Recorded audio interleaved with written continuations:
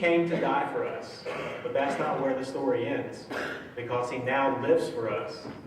The one who died has conquered death.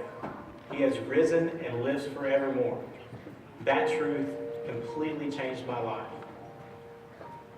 A month before my 18th birthday, I received the news that my mother was in a car accident. On the way to the hospital, I was told that it didn't look good. Although we were driving fast, it seemed as though time had stopped.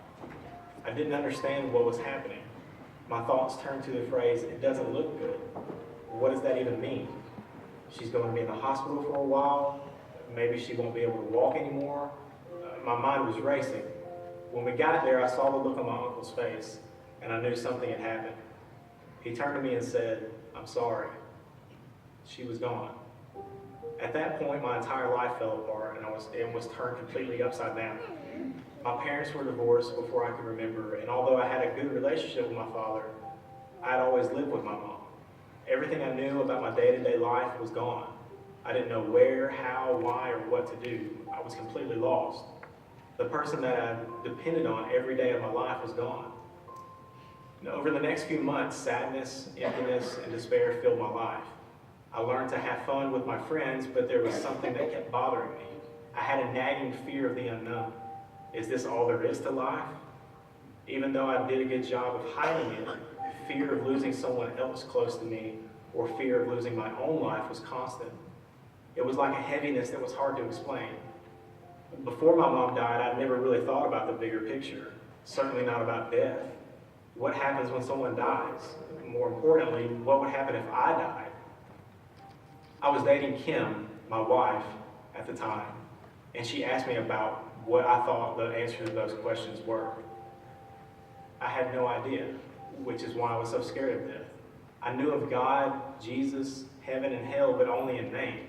I've been to church as a child a few times, but nothing that made any kind of impact on me. So Kim began to explain these things to me in detail, as if I were a child. I still remember vividly how shocked I was to find out that Christmas and Easter weren't just holidays like Thanksgiving and Halloween. I sang Christmas songs that proclaimed the name of Jesus, yet had no idea what those words meant. I never thought about those words having any kind of meaning, especially a meaning that relates to me personally.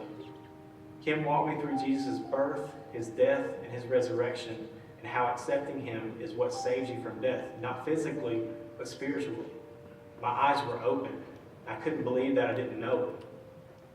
Over the next few days, I was so burdened with these truths, the realization of my sins, and the thought of dying without God, which would lead to spending eternity in hell, was overwhelming. I called Kim on the phone to tell her what I was feeling. She then, over the phone, led me to Jesus.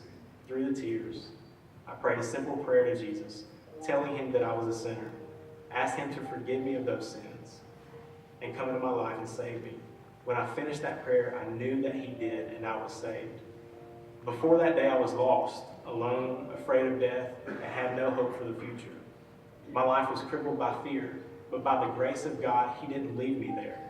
He found me just as I was and allowed me to bring all of that mess to him and lay it at his feet. My life was changed forever. The chains of fear that held me down were lifted, and I would no longer live in fear of death because I had no reason to. 1 Corinthians 15:54 through 55 says, "Then when our dying bodies have been transformed into bodies that will never die, this scripture will be fulfilled. Death has been swallowed up in victory. Death, where is your victory? Death, where is your sting? Now why should I fear death? If I live, Christ will be honored on earth through my life. If I lose my life, I get more of Christ in heaven. I can't lose."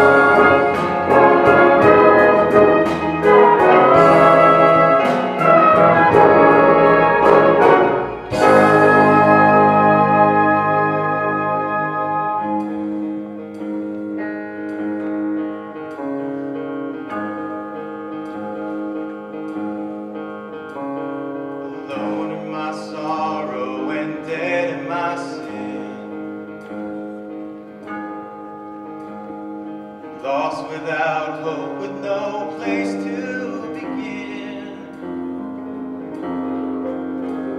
But your love made a way to let mercy come in. When death was arrested,